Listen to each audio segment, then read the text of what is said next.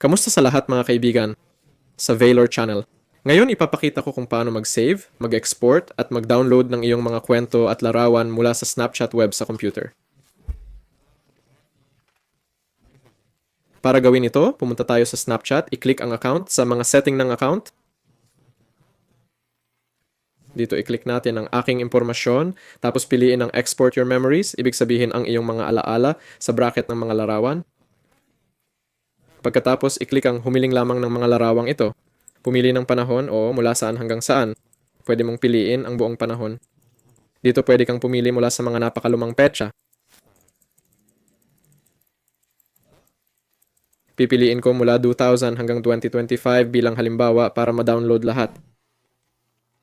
I-click ang submit.